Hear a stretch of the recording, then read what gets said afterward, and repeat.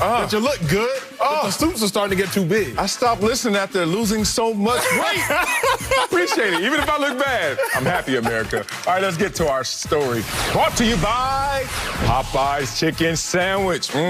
That's all I'm going to say. Okay, Doug Peterson caused a firestorm when he benched Jalen Hurts in the fourth quarter Sunday for Nate Sudfeld with his team only down by 3. Philly went on to lose, and the report says 2 players had to be restrained from going after Peterson. What you want to do, coach? The loss also affected the Giants, who would have won the NFC East if the Eagles beat Washington. Joe Judge called Philly out yesterday. Did he? Listen to this. Obviously, players have asked me throughout the day, and I just can't express that. I think one thing to keep in mind with this season is we had a lot of people opt in to this season. Okay? We had a lot of people opt in. All right, coaches, players, that includes family members as well. To disrespect the effort that everyone put forward to make this season a success for the National Football League, to disrespect the game by going out there and not competing for 60 minutes and doing everything you can to help those players win, we will never do that as long as I'm the head coach of the New York Giants. So, Immaculate Acho, do you agree with Joe Judge's Look at your face. You agree with this criticism? Fix your face. So I'm trying my hardest to like Joe Judge. But every now and then he comes out and says something like that. We will not disrespect the National Football League as long as I'm the head coach of the New York Giants. I loved it. Giants fans, do me a favor. Please be more like Miami Dolphins fans. Joe Judge, do me a favor. Please be more like Brian Flores. You see, the Miami Dolphins went 10-6 and they missed the playoffs. They missed the playoffs in large part because the Pittsburgh Steelers sat their quarterback, Ben Roethlisberger, and their best players on defense, and the Cleveland Browns won that game. You see, had the Cleveland Browns not beat the Pittsburgh Steelers, the 10-6 Miami Dolphins would have made the playoffs. The 10-6 Miami Dolphins, a team that won 10 games, missed the playoffs for the first time since 2015. Yet and still, Joe Judge's 6-10 Giants are up here complaining about not making the playoffs. When a 6-10 team has never, ever made the playoffs. Have we heard from Brian Flores since about Ben Roethlisberger sitting? We haven't. We heard from Dolphins fans since about TJ Watt sitting. We haven't. Yet and still, we hearing Joe Judge at the podium talking about it is disrespectful to sit your starters. Essentially, that is what he is implying. So Joe Judge and Giants fans, do me a favor. Please be more like them people down in South Beach. I haven't heard nothing from them since. Marcellus, I thought about it this morning. I'm listening. I pondered because I posted a little something on Twitter. People started interacting, and I read the comments. America, so you know I read the comments, trolls included. I hear what you have to say. And I thought about this, Sel. Yeah. I said, at best, Doug Peterson was trying to get more players' experience than Nate Sudfeld. And at worst, Doug Peterson made a bad coaching decision. Now, the same bad coaching decision that Joe Judge, you made against the Arizona Cardinals when you chose to play Daniel Jones instead of Colt McCoy after Colt McCoy had just gone on the road and beat the Seattle Seahawks for you, Joe Judge. The only team with a winning record that you beat all season, Joe Judge. So, at best, Doug Peterson just made a innocent decision in which he was trying to get other players burned in a meaningless game. And at worst, Doug Peterson made a poor coaching decision. Joe Judge, I've seen you make poor coaching decisions at the same quarterback position just 5 weeks ago. So that's my first lap. I see it's a lap. That's my first lap. Boy, that's a lap. But Giants fans, please just be more like them people down in South Beach. Time. Ooh, Acho. Almost a PR right there on that take, boy. Nah, can't push back on you because you are speaking your truth.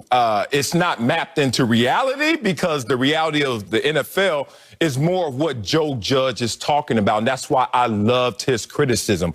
One, you know me. I love brutal honesty. Like, please give me the raw, uncut dope. I don't like player speak. I don't like coaches speak. I don't like fluffy. So when someone comes up here trying to talk in protection of feelings in a sport that is so brutal that every time we walked onto the field, we had to go somewhere else mentally. Yes, sir. And we know that sacrifice it takes. I used to always talk to my basketball NBA friends in jealousy and envy. Because I was like, what do you do game day? They're like, man, we do take a nap and shoot around, go to the mall, take another nap, and then play. And I'm like, I couldn't imagine socializing, having a normal day on game day because of that sacrifice. Joe Judge is talking about that exact same sacrifice. What he said, if you listen to his entire statement, was first, let me own up to what we did. He did. And what we did wrong. Quick. Said it real quick. He's, hey. He knew where the meat was. He knew what would land him on the A block with the same, right? So that's good. Joe Judge first said, hey, we had 16 opportunities as the New York Football Giants to handle our business, and we didn't handle our business. So we're not going to make excuses as an organization. Not now, not ever. We had our opportunities. Now, a lot of people didn't even start the tape then. They didn't even hear that part. Or, as you just did, fast forward, blah, blah, blah. What do you really want to say? Yes, sir. And what he wanted to say was, I am a coach that is going to protect the shield, as I am employed, as every single player is employed to do. Do you know what that means, Acho? What's that mean? That means every player, give me your all. We criticize the Dallas Cowboys for not running to the football in the beginning of the season. Yes, sir, that's true. Okay, so guess what, Coach? You can't run to the football because you're not one of the 11 on the field. You're the 12th man. Your job, you're employed to make sure you do all it takes for us to be in the best position so that we can win the game. That move with Nate Sudfeld was a move either for tanking or it was crazy. It was a move to create controversy at the quarterback position, because it was not an evaluation move, because you already know what Nate Sudfeld is, or more importantly, what he's not. So let me get this straight, Marcellus. Let me get this straight. Not just you, but the rest of America. Oh, you're talking to everybody. So by putting in a 4-year quarterback who's been previously second-round tendered, by playing this guy, we're disrespecting the shield. Like, imagine if you're Nate Sudfeld. Imagine if you're 6'6", 220 pounds. Ooh, you played in the NFL. Your first time playing in the NFL, you set a NFL record for completion percentage in your first career game, going 19 of 23. But now, by playing you, it's disrespecting the shield. What year was that? By playing Nate Sudfeld. Was that? It was 2017. Oh, it was 2017. 18, 19, 20, 21. We hit that was 4 years ago. Hey, bro, be real.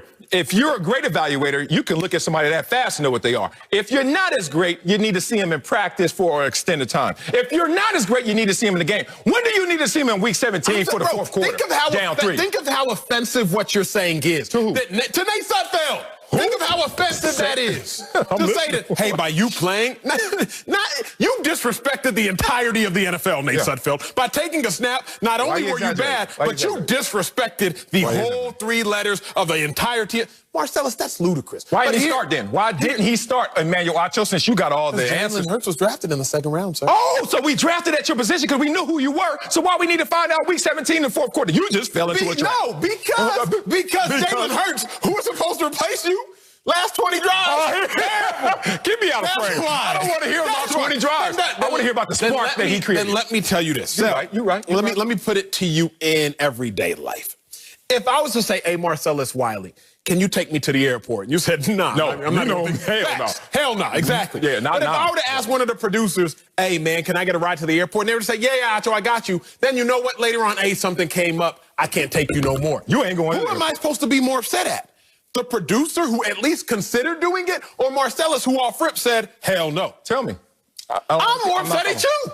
Because you ain't even consider it. So what is my point? What's my point? You soft. The Steelers, they didn't even consider playing their ones. They was just like, hell no, we ain't got no point. The Chiefs, they didn't even consider playing their starters. Hell no, what's the point? Yeah. At least Doug Peterson, at least he said, you know what? Let me roll out some of my guys early on. Yeah. At least he said, let me roll out Brandon Graham and Darius Slay and Jalen Hurts. At least he considered it. Yet he's getting more backlash than the teams that didn't even consider it. Because the crux of the issue, the nucleus of the issue is very simple. In a meaningless game, I am going to experiment. In a meaningless game, I am going to put in other players at different positions. In meaningless games, we saw the Steelers do it. We saw the Chiefs do it. But for whatever reason, I got a reason. When Doug Peterson did it, he disrespected the integrity of the game. It's not meaningless, first of all. Second of all, stop getting in your feelings. I can't take you to the damn airport, bro. Golly, I gotta say yes. Like, I'll call it call. What sense of entitlement did you punch in to say, oh my God, he didn't even consider